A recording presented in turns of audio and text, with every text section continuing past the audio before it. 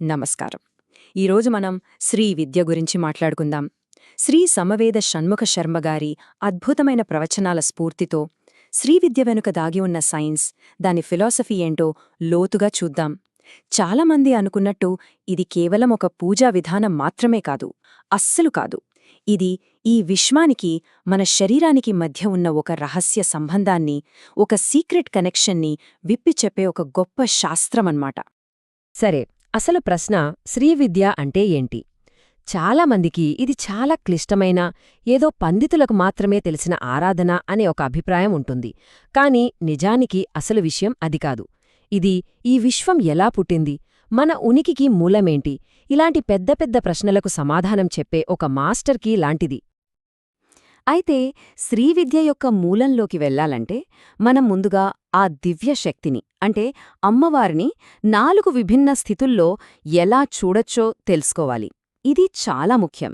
ఎందుకంటే ఈ 4 రూపాలు, అంటే కంటికి కనిపించే రూపం దగ్గర్నుంచి అసలు గ్రహించలేని తత్వం వరకు అన్నీ ఒకదానితో ఒకటి పెనవేసుకుని ఉంటాయి. అవేంటంటే, మొదటిది స్థూలం, అంటే మన కళ్లతో మనం చూడగలిగే విగ్రహ రూపం. రెండోది సూక్ష్మం, ఇది మంత్రరూపం, అంటే సౌండ్, శబ్దం. మూడోది సూక్ష్మతరం, ఇది ఇంకా సూక్ష్మమైనది, అదే మన శరీరంలో ఉండే కుండలినీ శక్తి. ఇక నాలుగోది సూక్ష్మతమ, ఇది అన్నింటికంటే సూక్ష్మమైనది, ఇదే అసలైనది, అదే ఆత్మతత్వం, ప్యూర్ కాన్షియస్నెస్. సో శ్రీవిద్య అంటే ఏంటంటే, ఈ 4 స్థితులను తెలుసుకోవడం, వాటి మధ్య ఉన్న సంబంధాన్ని గ్రహించి దాన్ని అనుభూతి చెందడమే. మరి ఈ డివైన్ ఎనర్జీతో కనెక్ట్ అవ్వడానికి మన పూర్వీకులు, సాధకులు 3 ముఖ్యమైన టూల్స్ వాడేవాళ్లు. ఇక్కడ ఆసక్తికరమైన విషయమేంటంటే, ఈ 3 వేర్వేరు కాదు, ఒకదాని నుంచి ఇంకొకటి పుట్టింది. అవేంటో ఇప్పుడు చూద్దాం. ఇందులో మొట్టమొదటిది అన్నింటికీ మూలం, మంత్రం. మంత్రం అంటే మనం అనుకున్నట్టు కేవలం కొన్ని అక్షరాల కూర్పు కాదు, అస్సలు కాదు. అదొక పవిత్రమైన సౌండ్ ఎనర్జీ, ఒక వైబ్రేషన్. ప్రతి దైవ స్వరూపానికి ఒక సౌండ్ ఫామ్, ఒక శబ్దరూపం ఉంటుంది, అదే మంత్రం. సరే, ఇప్పుడు ఆ మంత్రాన్ని ఉచ్చరించినప్పుడు ఏమవుతుంది? ఆ సౌండ్ వేవ్స్, ఆ శబ్ద తరంగాలు ఒక జియోమెట్రిక్ ప్యాటర్న్గా, ఒక రేఖాగణిత ఆకారంగా మారతాయి. ఆ ఆకారమే యంత్రం. మనకు తెలిసిన శ్రీచక్రం దీనికి పర్ఫెక్ట్ ఎగ్జాంపుల్. చెప్పాలంటే అదొక కాస్మిక్ ఎనర్జీ మ్యాప్ అన్నమాట. ఇక మూడోది, ఆ యంత్రముంది కదా, ఆ జియోమెట్రీకి ఒక 3D ఫామ్, ఒక ఘనరూపమిస్తే అదే విగ్రహం. సో ఇప్పుడు చూసారా, మంత్రం, యంత్రం, విగ్రహం, ఈ 3 వేర్వేరు కాదు, ఒకే ఒక డివైన్ ఎనర్జీ యొక్క 3 వేర్వేరు ఎక్స్ప్రెషన్స్ అంతే. శబ్దం, చిత్రం, రూపం. ఇక్కడే శ్రీవిద్య వెనక ఉన్న అద్భుతమైన సైన్స్ బయటపడుతుంది. శబ్దానికి ఒక ఆకారం ఉంటుందా? ఒక మంత్రం నిజంగా ఒక రూపాన్ని తయారు చెయ్యగలదా అనిపిస్తుంది కదా. ఈ ఐడియా మోడర్న్ సైన్స్లో సైమాటిక్స్ అనే ఫీల్డ్కి చాలా దగ్గరగా ఉంది. సైమాటిక్స్ అంటే సౌండ్ వైబ్రేషన్స్ మ్యాటర్ మీద ఎలాంటి ప్యాటర్న్స్ క్రియేట్ చేస్తాయో స్టడీ చేయడం. మరి మన పూర్వీకులు చెప్పిన ఈ విషయానికి ఆధునిక ప్రయోగాలు ఏం చెప్తున్నాయో చూస్తే నిజంగా ఆశ్చర్యపోతాం. హరిశ్చంద్ర ముఖర్జీ అనే ఒక రీసెర్చర్ సరిగ్గా ఇదే విషయం మీద ఒక ప్రయోగం చేశారు. పవిత్రమైన మంత్రాలను చదివినప్పుడు వచ్చే సౌండ్ వైబ్రేషన్స్ నిజంగానే ఒక ఫిజికల్ ప్యాటర్న్ని క్రియేట్ చేస్తాయా లేదా అని తెలుసుకోవాలనుకున్నారు. ఆ ప్రయోగంలో ఏం జరిగిందంటే, లలితా సహస్రనామాన్ని పఠిస్తుండగా వచ్చే సౌండ్ వైబ్రేషన్స్ని క్యాప్చర్ చేశారు.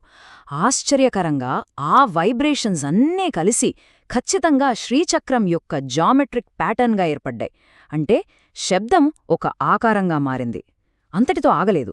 ఆ శ్రీచక్రం యొక్క జామెట్రీని ఇంకా స్టడీ చేసి దానికొక 3D రూపాన్నిస్తే అది ఆయుధాలతో ఉన్న అమ్మవారి రూపంలోకి పరిణామం చెందింది. అంటే చూడండి, మంత్రం యంత్రంగా, యంత్రం విగ్రహంగా మారడమనేది కేవలం నమ్మకం కాదు, ఇక్కడ శాస్త్రీయంగా కళ్లకు కనిపిస్తోంది. సో దీన్ని బట్టి శ్రీచక్రం కేవలం ఒక పూజాయంత్రం కాదని మనకర్థమవుతోంది. మరి ఇంకేంటి? అది ఈ మొత్తం యూనివర్స్కి ఒక బ్లూ ప్రింట్. ఒకే ఒక్క బిందువు నుంచి ఈ అనంత విశ్వం ఎలా విస్తరించిందో చెప్పే ఒక కాస్మిక్ మ్యాప్. ఉపనిషత్తుల్లో ఒక మాట ఉంది, ఏకోహం బహుశ్యాం, అంటే నేను ఒక్కణ్ణే ఉన్నాను, అనేకులుగా అవుతాను అని. ఇదే సృష్టికి ముందు ఆ పరమ చైతన్యంలో కలిగిన మొట్టమొదటి సంకల్పం. నిశ్శబ్దంగా నిశ్చలంగా ఉన్న ఆ మూల పదార్థంలో వచ్చిన ఫస్ట్ వైబ్రేషన్. అదే ఈ సృష్టికి నాంది పలికింది. దీన్ని ఒక సింపుల్ ఎగ్జాంపుల్తో అర్థం చేసుకుందాం. ఒక కొలనులో నీళ్లు కదలకుండా నిశ్శబ్దంగా ఉన్నాయనుకోండి, అది పరబ్రహ్మం. ఇప్పుడు అందులో ఒక చిన్న రాయి వేశారు. ఆ రాయి ఆ దైవిక సంకల్పం. రాయి పడగానే ఏమవుతుంది? అలలు మొదలై అలా విస్తరిస్తూ పోతాయి కదా. సరిగ్గా అలాగే ఆ ఒక్క సంకల్పం నుంచి ఈ మొత్తం విశ్వం విస్తరించింది. శ్రీచక్రం సరిగ్గా ఇదే విషయాన్ని చూపిస్తుంది.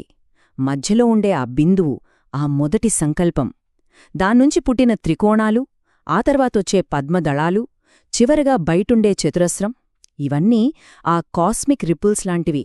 సృష్టి విస్తరణలో ఒక్కొక్క స్టేజ్ని, ఒక్కో దశని అవి సూచిస్తాయన్నమాట. ఇప్పటివరకు మనం విశ్వం గురించి, శ్రీచక్రం గురించి మాట్లాడుకున్నాం. కానీ ఇప్పుడు మనం ఈ మొత్తం చర్చలో అత్యంత ముఖ్యమైన, అద్భుతమైన విషయానికొచ్చాం. అదేంటంటే, ఈ విశ్వానికి బ్లూ ప్రింట్ అయిన శ్రీచక్రం ఎక్కడో బయట లేదు, అది మన శరీరంలోనే ఉంది. అవును, ఇది నిజం. చూడండి, శ్రీచక్రంలోని ఆ కేంద్ర బిందువు మన సహస్రార చక్రానికి ప్రతీక. అంటే మన నెత్తిమీద ఉండే ఎనర్జీ సెంటర్. దాని కింద ఉండే త్రికోణం మన తల అయితే, 8 త్రికోణాలున్న అష్టారం మన నుదురు, 10 త్రికోణాలు మన కనుబొమ్మల మధ్య భాగం. అలా చివరకు బయట ఉండే చతురస్రం మన పాదాలకు ప్రతీక. అంటే మాటల్లో చెప్పాలంటే మన దేహమే ఒక నడిచే సజీవమైన శ్రీచక్రం. సో శ్రీవిద్య యొక్క అసలైన అంతిమ లక్ష్యమేంటంటే, ఈ బ్రహ్మాండాన్ని, అంటే ఈ యూనివర్స్ని సృష్టించిన ఏ డివైన్ ఎనర్జీ అయితే ఉందో అదే ఎనర్జీ ఈ పిండాండాన్ని, అంటే మన శరీరాన్ని కూడా నిర్మించిందని తెలుసుకోవడం. ఒకసారి ఈ విషయం అర్థమైతే మనల్ని మనం చూసుకునే విధానమే మారిపోతుంది. అప్పుడు ఈ శరీరం కేవలం ఎముకలు, మాంసం కాదు, అదొక సజీవ దేవాలయం. ఈ విశ్వానికి మనకు తేడా లేదనే సత్యాన్ని మనలోనే అనుభూతి చెందడం, అదే శ్రీవిద్య యొక్క పరమావధి. ఇంత సైన్స్, ఇంత ఫిలాసఫీ, ఇంత జ్ఞానం అంతా బాగుందే, కాని ఈ సత్యాన్ని నిజంగా అనుభూతి చెందాలంటే అసలైన మార్గమేంటి? లలితా సహస్రనామంలో చెప్పినట్టు ఆ తల్లి భక్తి గమ్య, అంటే భక్తితో మాత్రమే పొందగలిగేది. అవును, ఎంత జ్ఞానమున్నా, ఎన్ని శాస్త్రాలు చదివినా గుండెలో ప్రేమ, భక్తి లేకపోతే అదంతా వ్యర్థం. కాని ఏ మంత్రం, యంత్రం, తంత్రం తెలియకపోయినా సరే ఆర్తిగా, మనస్ఫూర్తిగా ఒక్కసారి అమ్మా అని పిలిస్తే చాలు, ఆ తల్లి ఖచ్చితంగా పలుకుతుంది, అనుగ్రహిస్తుంది. బహుశా ఈ విశ్వరహస్యాలన్నింటినీ తెరిచే అసలైన మాస్టర్కి బహుశా ఇదేనేమో.